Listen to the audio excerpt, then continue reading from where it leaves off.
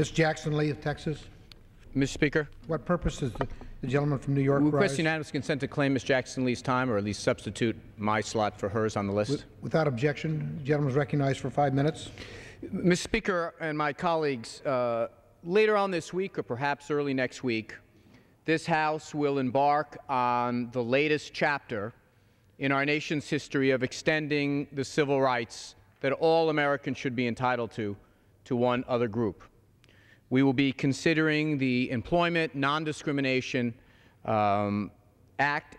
It is an effort to make sure that people are not discriminated against in their workplace because of their sexual orientation, because of their gender identity.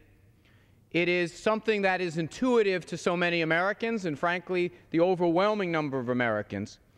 And it's an example of how sometimes we in this House lead on civil rights issues and sometimes we follow. In this case, it's a little bit of each. Under ENDA, we are going to be following to a large degree. Hundreds of companies, including virtually all of the Fortune 50 and Fortune 500 companies, already recognize fundamentally that it's good business to judge people by the quality of their work, to judge people by their intellect, to judge people by their drive, to judge people by what they bring to the business, not what their sexual orientation or gender identity is. Financial services groups like American Express and J.P. Morgan and Lehman. You've got companies like Clear Channel Communication, Coca-Cola, Nationwide Insurance, Nike, Microsoft. These are all companies that when they write the contracts for their own workers, when they agree to certain conditions in the workplace, it is fundamental to them that there will be no discrimination based on someone's sexual orientation or gender identity. For these companies, and for the 90% or so of American people that responded to a Gallup poll in 2007, employment non-discrimination based on gender identity and based on sexual orientation is an obvious innovation. It's not even an innovation. But we are going to be leading in some important ways.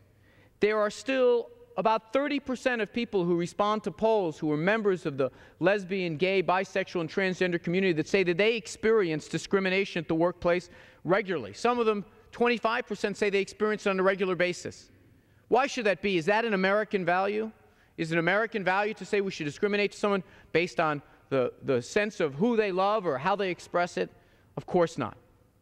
So for those men and women throughout all 50 states, we will be leading later on this week when we pass the Employment Non-Discrimination Act.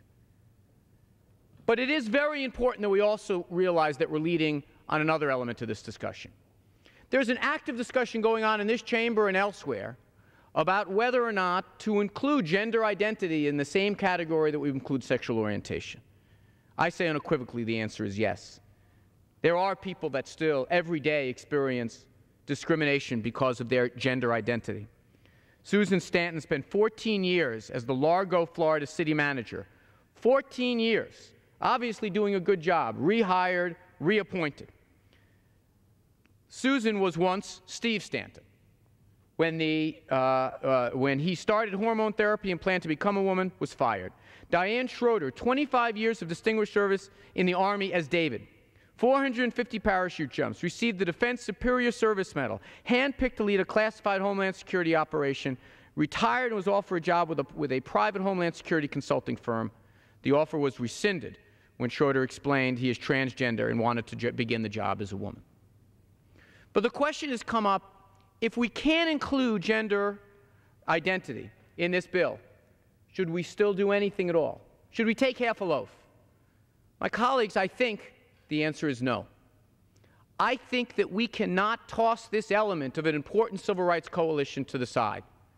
We have to make sure, particularly in the context of us doing what is largely symbolic, there's no sense that the Senate is going to act on this, and certainly no sense that the President of the United States and this administration is going to. Maybe what we should say is we're in this together. If we're going to make a symbolic stand, the symbolic stand should be let's pass a one-house bill with only part of the protections we need. Let's let the symbolic message be that we're sticking together, that when we say GLBT, we mean it, and we should do something else. We should also make it very clear to those watching this discussion that we're not going to negotiate against ourselves. We're not going to say, well, if we toss this element or that element off to the side, maybe we'll be able to get what we need. There are some things that are immutable, some civil rights that are immutable, and this is one of them. We're going to stick together, pass an inclusive ENDA, or we're going to come back again and do it right. For what purpose does the gentleman from Mississippi rise? Gentleman from Maryland, Mr. Speaker.